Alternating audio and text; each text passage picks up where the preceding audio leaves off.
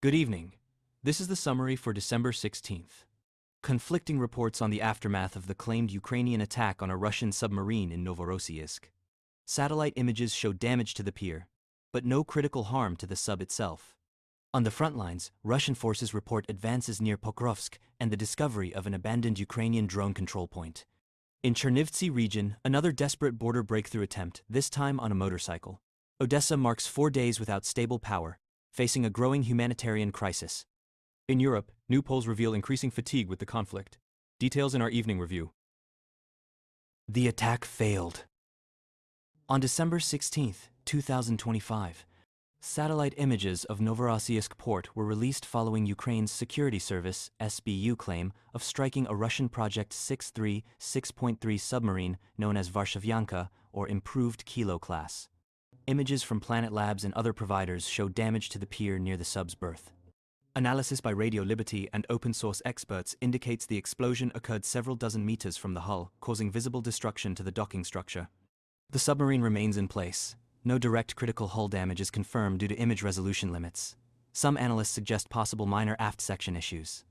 These subs are designed for depths exerting 24 to 30 atmospheres of pressure, so a surface hydrodynamic shock at that distance likely caused little significant harm. The SBU previously claimed critical damage. Russia's defense ministry denies any impact on the vessel or crew. Independent assessment from satellite data alone remains challenging. Images are dated December 16th. Comparisons with those from the 5th and 11th show 1 or 2 kilo class subs in port. Front lines, situation in Pokrovsk. In December 2025, Russian forces advancing in the Pokrovsk area, also known as Krasnoarmysk, in Donetsk region, discovered an abandoned Ukrainian drone operator base. Russian sources say the site was left in haste, with operators fleeing without destroying equipment.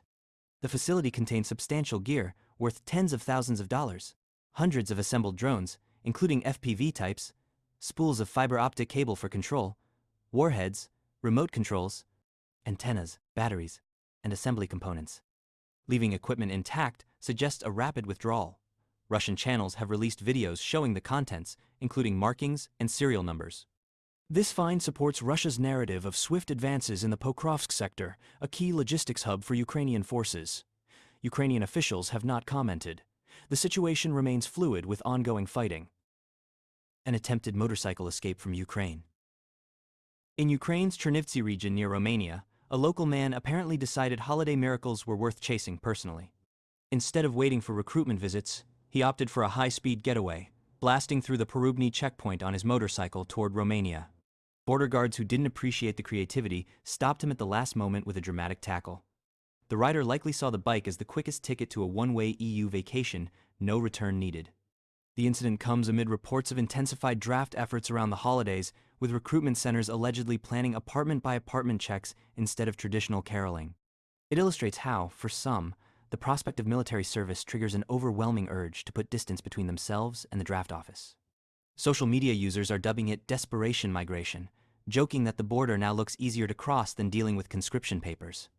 One wonders if motorcycles will become the new symbol of personal freedom, or if guards will keep spoiling these daring escapes. No light, no heat, no water.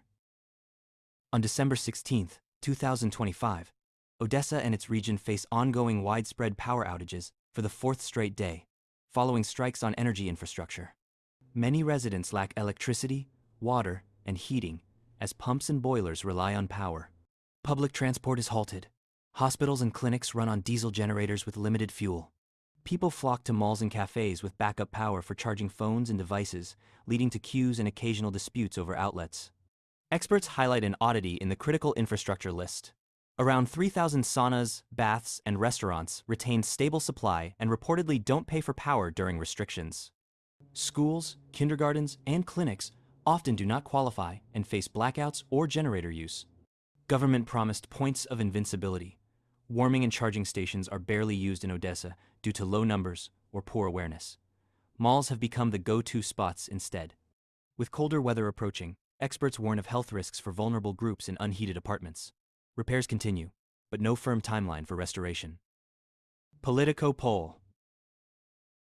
A December 2025 Politico poll of residents in key European and North American countries reveals stark divides on continued aid to Ukraine amid the ongoing war.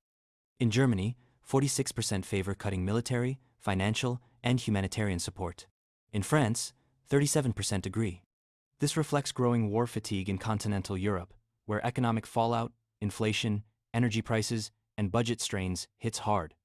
By contrast, majorities in the US, Canada, and UK support maintaining or increasing aid, viewing cuts as weakness that could encourage aggression. Opponents cite domestic economic burdens, higher spending, strained social programs, and sanction-related inflation. Supporters stress moral and strategic imperatives, arguing that allowing territorial gains by force undermines international law and European security. The online poll used representative samples. Rising economic pressure in the EU could amplify calls for aid reviews in Germany and France. Strong transatlantic backing suggests overall assistance won't drop sharply soon, but it will fuel fiercer political debates in Europe. Rubicon. On December 16, 2025, operators from Russia's Ministry of Defense Advanced Unmanned Technologies Center, known as Rubicon, continued active operations along the front lines. Strikes targeted enemy military assets on several key sectors, including the Donbass region, the Sumy direction, and the Krasny Liman area. The main focus was on hitting Ukrainian personnel, various types of enemy drones, including larger fixed-wing models as well as fortified positions, vehicles, and supply depots. Tasks were primarily carried out using FPV, first-person view drones, and other specialized unmanned systems developed or deployed by the center. According to the monitoring project Lost Armor, which collects and verifies published video evidence, 137 successful strikes were confirmed for the day, including against manpower and enemy UAVs. Since October 2024, Rubicon has shown high operational tempo.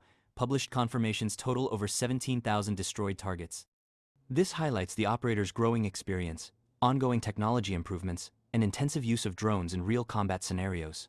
Data are based on openly released footage. No independent verification of losses from the Ukrainian side is available. If you enjoyed this review and want to be the first to know about the main events in the Russo-Ukrainian War, subscribe to the channel, give a like, and hit the bell icon so you don't miss new videos. Your support helps us continue our work. Thank you for being with us.